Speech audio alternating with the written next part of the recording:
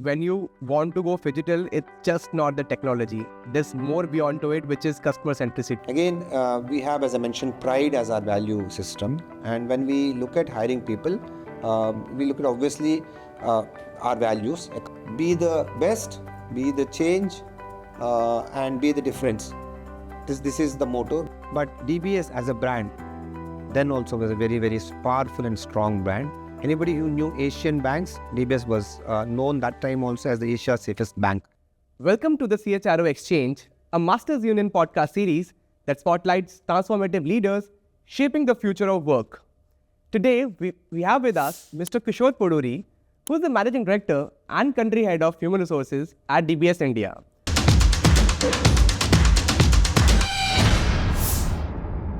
A very warm welcome to you, sir. It's an honor to have you here. Thank you so much, Shikhar. It's my pleasure to be here on this forum. So, I'll absolutely start with the major business question, right? Which for HR, hiring is one of the major challenges, in the current ecosystem.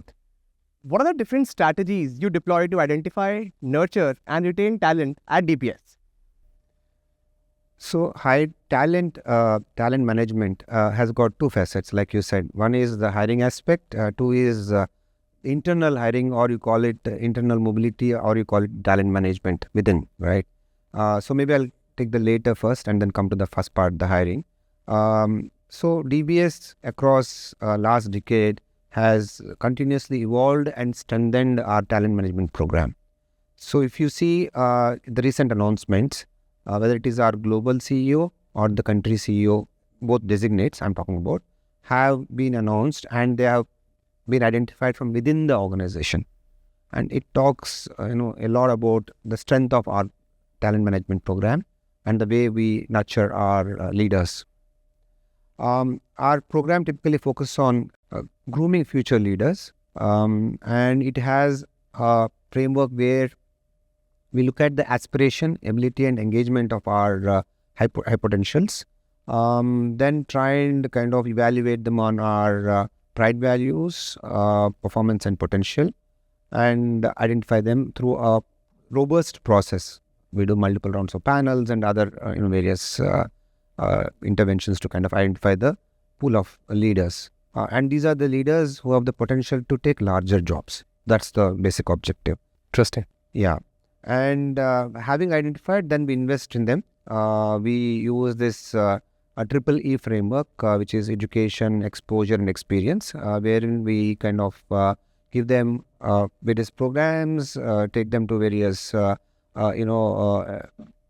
exposure events where we call it exposure, or various exposure to senior management layers, or the ways of work of at senior level, at strategic level. We give them exposure, and of course, the experience part is where we give them mobility. We give them the critical experience to be able to prepare for the larger job. And as I mentioned, we have seen the success, not only the example where I spoke about our designated CEOs at both country and the group level, but most of our management committee members, if you have seen, have come from within across the last 5-6 years. And that talks a lot about the program. So that's the second part of the question. The first part is hiring. Again, we have, as I mentioned, pride as our value system. And when we look at hiring people, we look at obviously our values, a culture fit. And also, given that DBS today is typically known as Digital Bank of Singapore. Yeah. We are highly digital. So we are looking at onboarding people who have the right skills. We hire for the right skills, typically digital, and understanding digital skills, and the culture fit, and obviously the potential to do jobs, multiple different kinds of jobs, right? So that's what we do, and we put them through a series of filters, screenings, and identify the people. So those are the, I think, two pillars on which our talent management program works. And when we hire for against any vacancy, we look to see that firstly what is available within, and if that is by any chance not available within, then we go out to bring it from the market. So that's a very interesting insight, wherein the fundamentals of the system are so robust that homegrown employees eventually end up becoming the leaders of tomorrow. Now, this brings me to a question wherein I want to check if someone's genuinely interested to get into DBS, right? What are those 2-3 non-negotiable skills which you would end up looking at any employee who's joining in the company? Maybe I will put it under 3 pillars again. One is, given the fact that we spoke about digital skills, I will say digital mindset, the ability to learn, change or learn or adapt to anything digital that's coming along, right? Because the digital skills are changing every day. So I won't name one skill, the skills are changing. Right. So a digital mindset, ability to adapt. Digital savviness is essentially Digital savviness, digital natives as the word gets used. The second one is even our value system, which I mentioned earlier. I will pick one value, which is very, very essential, is collaboration. Because we are a large organization working in different functions, as well as we have this concept of horizontal organization, we would like people who can cut across various units and work as a horizontal organization, a person who can be part of a squad. Right. So collaboration is a very essential skill. The third one is adapting to change, right? Given the previous 2 aspects I spoke about, the changing nature of digital and the fact that you need to work across the units, a person needs to be able to adapt to change and can't be rigid in mind, right? And also to the previous discussion around internal talent coming in, the important key tenet of that is that you need to be open to mobility. So today I put you in department A, tomorrow I move you to department B, and people can't be again fixated that I want my career only in this. So adapting to change becomes very critical. So these are the 3 things I would call out for people who would like to join DBS. So I think the secret sauce of getting inside DBS, first is how well digital ecosystem do you understand? Second is how well do you collaborate? And third is how adaptable are you? So carrying on the digital part, transformation of DBS into a digital bank is a remarkable achievement, right? Sir, do you want to talk about some of those HR strategies which enable this digital transformation, particularly without losing the human touch? Again, very interesting because we have had a journey. Back in 2015, we weren't very big. We were only present in 6 large cities and 6 small towns. So when that point of time for us, the only way for us to reach out to our customers is through digital. So in 2016, we launched Digital Bank. So the story that went behind Digital Bank is that you're launching Digital Bank for the first time in India, and DBS was one of the first to do that. And what kind of people are needed to launch a bank which is completely digital in nature? So I remember those days when we were trying to look for skills to kind of bring into this team. So obviously there was no digital bank parallel in the market. So we had to look for people from adjacent industries, payment system, ecosystem, so on, and to bring in, and even from the IT industry, digital skills, whatever is available in the market to bring it in here. Our digital capabilities enables customers to open digital banking account, savings bank account. Now that we have the physical presence, if customers find it difficult, we have assisted digital, where you can go to a branch and take assistance from the branch staff to open your digital account. So this kind of makes it, a digital experience. And wherever you're stuck on the digital or wherever you don't understand, you can get into the digital aspect of it. So this is one where the technology comes in. But most importantly, what differentiates is not necessarily technology only. It is also the customer experience. Right. So we have across, again, last maybe 5 to 7 years, looked at this aspect of customer journeys and, of course, for HR folks, employee journeys. These customer journeys will define the customer's experience from the point of touch with the bank till, the experience various products. Now, when the customer is experiencing the bank, they're obviously interacting with our employees.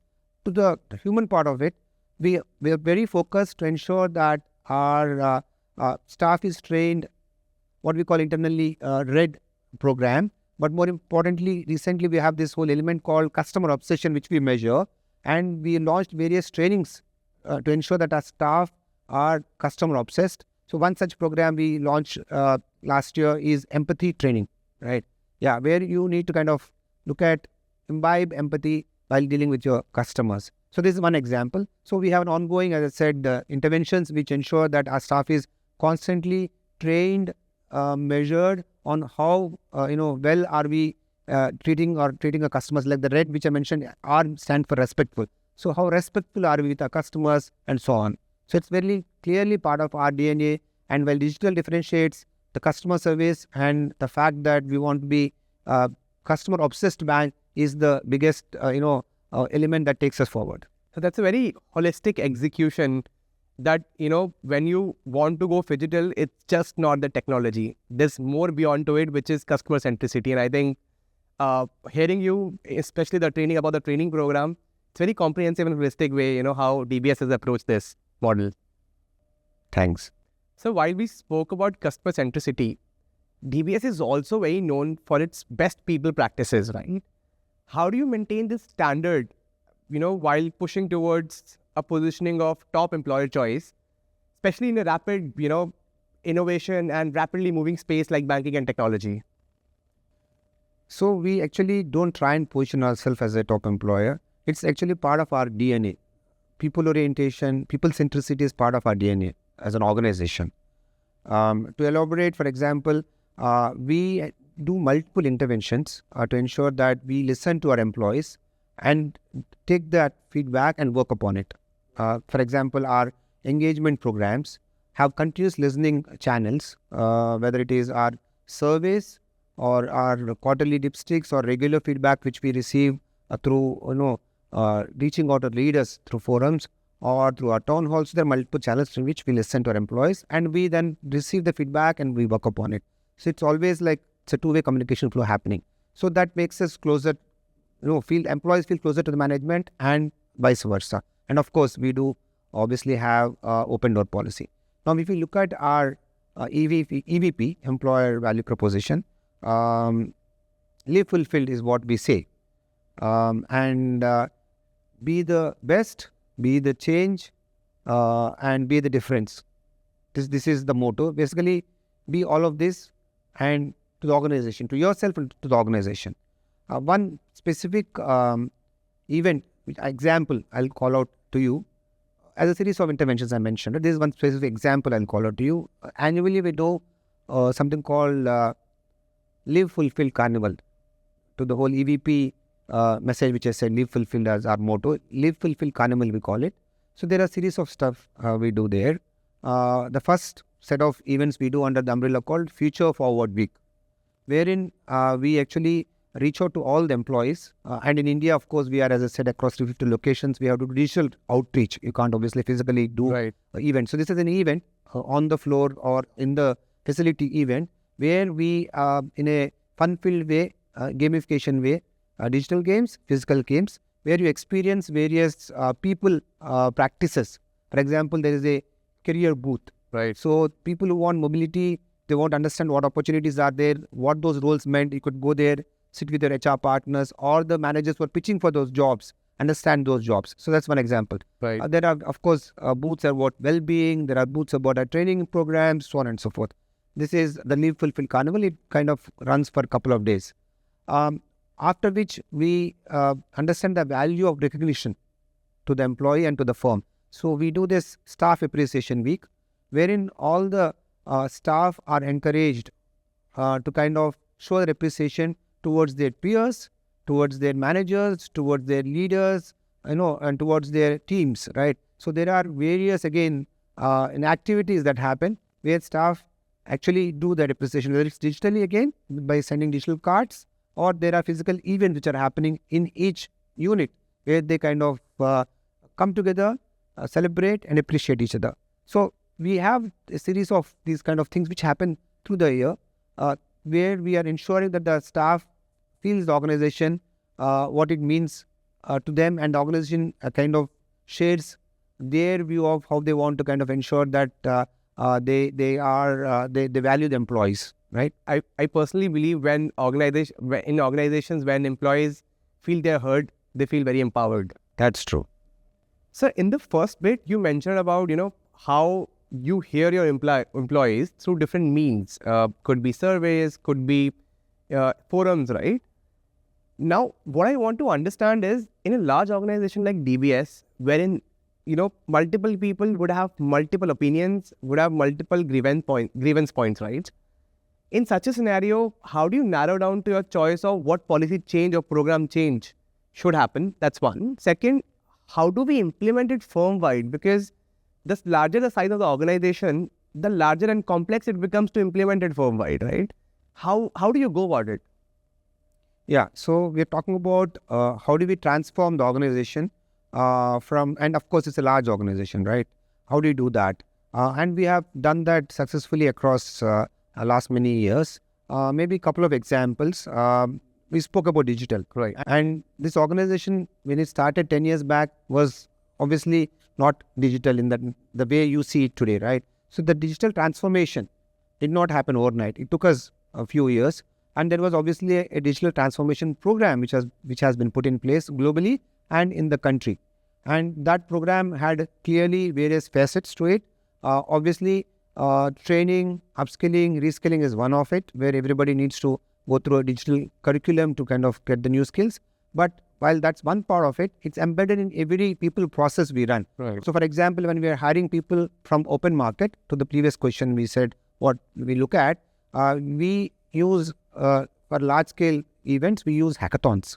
And we use it successfully across our technology development centers globally, and particularly in India, in Hyderabad, wherein we got people to do an online test. People who have cleared that online challenge rather were invited to a day or two hackathon, where there were multiple challenges posed to them and they were required to create an app and showcase that. So it really kind of put them through those challenges, and of course the best of the best were then interviewed and selected. So we use that to this clearly kind of, and of course these hackathons were also internally used to kind of give people the flavor, because there are folks who have not been used to this kind of changes. So they've also internally been used to kind of give people orientation to how the world of digital is transforming and how they need to kind of think digital. So those are the couple of aspects of how we transform digitally. And this was done across years, across various parts of the organization, and embedded into our people practices. And hence, to answer your question, large organization, but it's part of your processes, whether it's training or hiring or part of your appraisal process, so on and so forth. So, and it gets slowly part of your DNA. And similar approach we adopted a few years back. We have kind of done an amalgamation, DBS Bank in India. And obviously we are talking about two different entities coming together as an amalgamated entity, and the cultures are very different, chalk and cheese. So how do you bring the culture together of two different entities? Again, we had a large-scale transformation program where we identified culture champions, top of the house. Then we identified culture leaders to kind of bring it together. And we had interventions which spanned across 12 to 18 months, which kind of brought various initiatives or various priorities that onto the table, and ensured that people worked, identified the priorities, the direction, and worked on that so that they come together themselves by walking the same path together, right? So we have a clear transformation and change management program in the organization, which has helped us to see us through various, transformations or various changes that have happened in the industry or in the ecosystem. Well, you helped me answer my next question, which was around the amalgamation bit only, that post-amalgamation, how do people's energies meet? I think I've got an answer for that as well. So I would want to understand, what do you think are the top HR trends, right, which will shape the future of the banking industry particularly, because it's exploding in the country right now, and not even the country, the globally. What do you think are the top few HR trends? The first one is very obvious. The digital wave, recently Gen AI, which has hit all of us, right? So there has been so much discussion and debate about that. So that's one thing. The whole digital, including Gen AI or the AI part of it, these are the skills, the trends which is happening, and it's obviously impacting banking in a big way, right? So many of the banks, including DBS, have adopted AI and have been working on AI models across years, and also have adopted Gen AI. And how do you ensure that your workforce is kind of adopting to the previous point on skills and transformation, right? How they are adopting to the changing, ecosystem around digital is one trend. Now, if you were to extend the same point, the second trend I would say is strategic workforce planning. Because the whole ways of working are changing, as you embed digital, Gen AI, for example, into your work life, the job design or the whole operating model is changing rapidly. What you did earlier with X number of people, today as you embed or augment your workflow with Gen AI, it's going to change, and it will be much faster, smoother, smarter, and needs lesser number of people, right? So how do you restructure, or how do your work design, your organizational structure, and how do you ensure that this comes together wherein your operating model adapts to the implementation of whether it's AI tools, AI use cases, or AI implementation, or Gen AI, and to ensure that all of this has a tangible outcome, right? Measurable outcomes. When you put in money behind technology, obviously your stakeholders or the shareholders will ask value for it. So how do you measure that? So that's the second big trend. Third, I would clearly say that to kind of take this forward, people, to the previous discussion, is most important. So how do you ensure your leadership as well as your managers are able to kind of manage this change, are able to adapt? So focus on leadership and management in terms of getting them up to speed is maybe a third kind of a focus area. And lastly, I would say change management, because all of this needs change management. You can't force this, right? You need to kind of nudge this transformation, and change management skills. That's the trend. I think change management is an enabler which will enable the three trends we spoke about. So we're towards the end of the interview. I would just want to understand what drew you to DBS, right? What are the different key factors you looked at DBS and then you said, hey, look, that's an interesting move for me. And also, I would want to understand, being in a very senior position now at DBS and as a leader as well, what are your go-to places, or what are your go-to tools, or what are your go-to sources which helps you stay on top of trends? Now, these trends could be around banking, could be around HR, could be around industry. Just want to understand and get a sense of that. So to answer why DBS, when I joined, this is my 13th year running with the organization. So I'm kind of old timer now. So when I joined back in the day, this was not such a large organization. It was a very small organization. But DBS as a brand then also was a very, very powerful and strong brand. Anybody who knew Asian banks, DBS was known that time also as the Asia's safest bank. So that's one. Because if you remember, back in the day, we had a lot of financial crisis, the global GFC, the global financial crisis. And in midst of that, you're looking for a bank which is strong and has a strong parentage, strong culture, and of course, manages its risk well. So DBS had all those traits. And of course, DBS had big plans for Asia and big plans for India. So definitely right place to be here. So that's why I chose DBS. To answer your second question, how do I keep myself updated? So I do multiple things because now we have various ways of upskilling yourself. One, of course, through organization, you get to learn a lot of new programs.